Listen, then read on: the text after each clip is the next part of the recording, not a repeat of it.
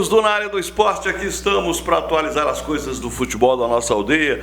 Naturalmente o que está mais em voga, o que está pulsando, né, o que está pegando, como se diz normalmente, é essa participação do Maringá Futebol Clube na segunda fase do Campeonato Brasileiro da Série D, rumo ao acesso para a terceira divisão nacional em 2024. O tricolor maringaense foi ao litoral de Santa Catarina, foi enfrentar o Camboriú em Itajaí e de lá trouxe um resultado interessante. Eu considero interessante.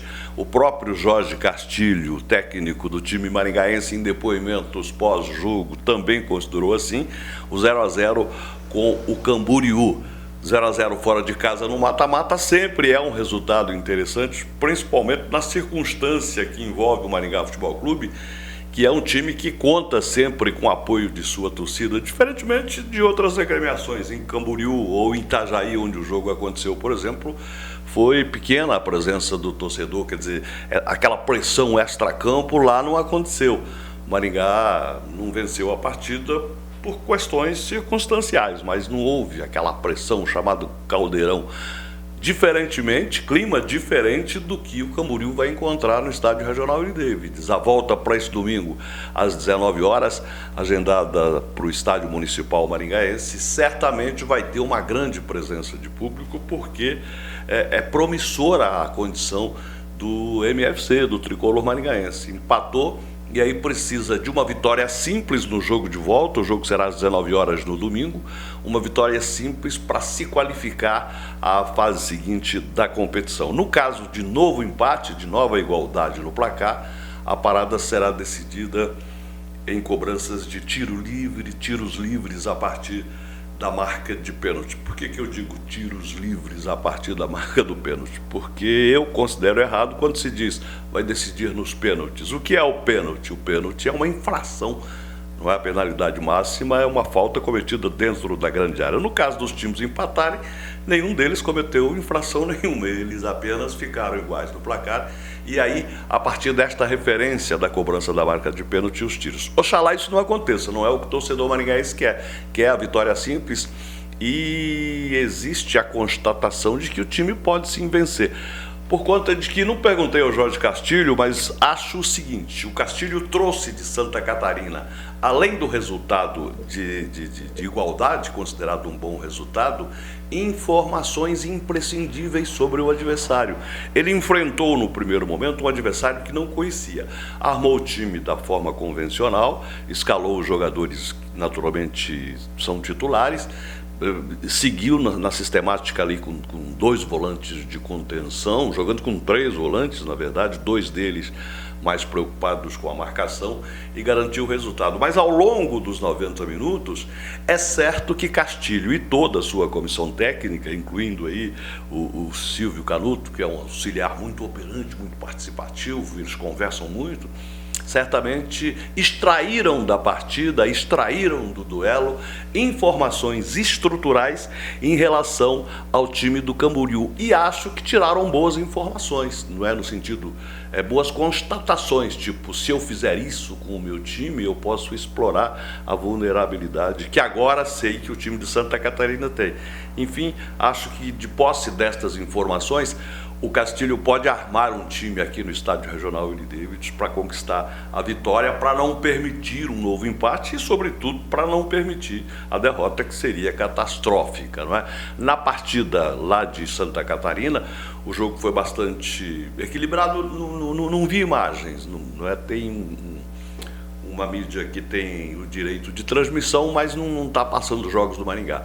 Mas informações que tive, informações que detectei, de que o jogo foi muito equilibrado, de que houve situações de gol das duas partes, mas que numa avaliação o Maringá teve mais tempo de bola, teve mais finalização, desperdiçou um número maior de oportunidades. Isto é promissor. Mas enfim, este jogo passado é o jogo passado. O que importa agora é o jogo de volta, o jogo que o Maringá Futebol Clube tem no domingo.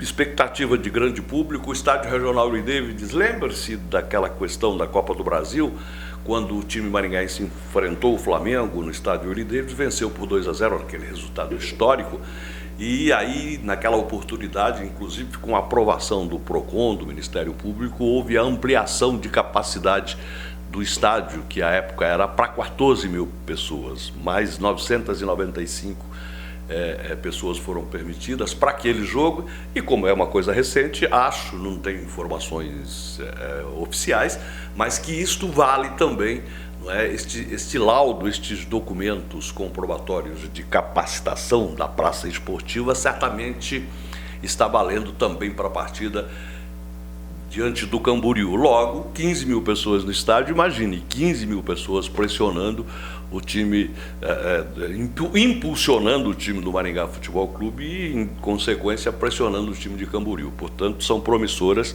as possibilidades. O Maringá está a um passo da terceira fase da competição. Os ingressos, inclusive, já começam a ser vendidos, e já na segunda-feira, ao longo de toda a semana, ingressos antecipados.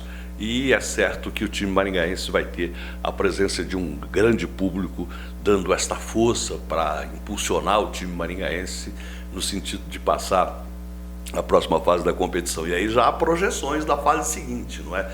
Isso nos remete a esta primeira rodada do Campeonato Brasileiro, os jogos de ida desta segunda fase. Lembrem-se que aqui neste espaço nós discutimos sobre isso, sobre a incógnita que era enfrentar clubes de grupos diferentes, porque não dá para você ter uma noção quando você joga dentro de um grupo. E nós dizíamos aqui, o grupo do Maringá Futebol Clube, na fase anterior, em tese, foi considerado dos mais difíceis, ali com a Patrocinense, para citar só as equipes que se classificaram, a Inter de Limeira, a Ferroviária e o Maringá Futebol Clube. Esses 4 times se classificaram num grupo muito apertado, em que o craque esteve no páreo, 15 de novembro esteve no páreo, até na antepenúltima rodada o próprio Cascavel, representante do Paraná, também esteve no páreo. Grupo muito apertado, e a gente dizia, olha, este grupo foi difícil, mas a gente não conhece o grau de dificuldade dos outros grupos.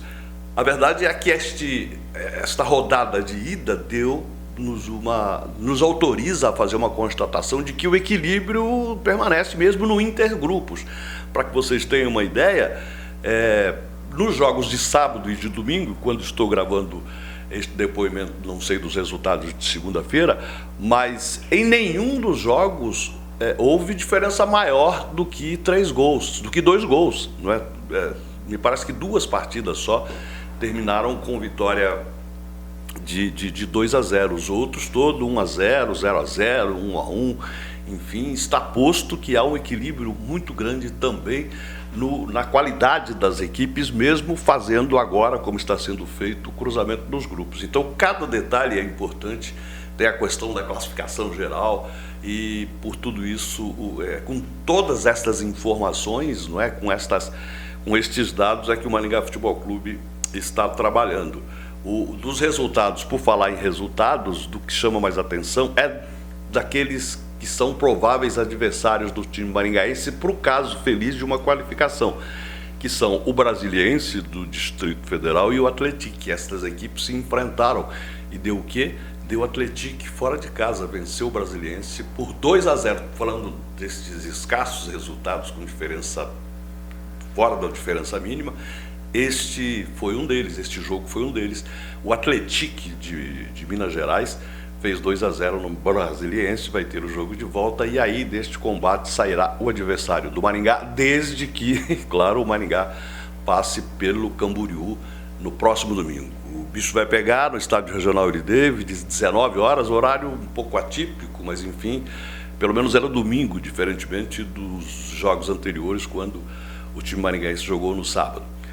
Grande público certamente vai estar presente. Jorge Castilho, naturalmente, como disse no começo destas minhas observações, vai armar o seu time em função do que detectou do time do Camboriú. Ele pode usar a escalação convencional que vem usando ali com aquele meio de campo reforçado, com o Parrudo, com o Érico Varão, com o Iago, são 3 volantes.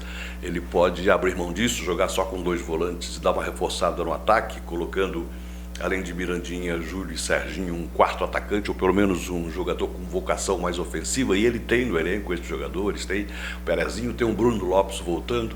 Enfim, são promissoras as possibilidades que o Maringá Futebol Clube tem para este duelo do próximo jogo, oxalá com vitória, com qualificação para as oitavas de final do Campeonato Brasileiro da Série D e, em estando nas oitavas, estará com o acesso à vista, já poderá vislumbrar o acesso porque terá dado o decisivo passo. Nada está conquistado ainda, mas as expectativas, as perspectivas são muito boas para o tricolor maringaense. Era isso, a você um abraço e a gratidão pela sua atenção aqui no Na Área do Esporte.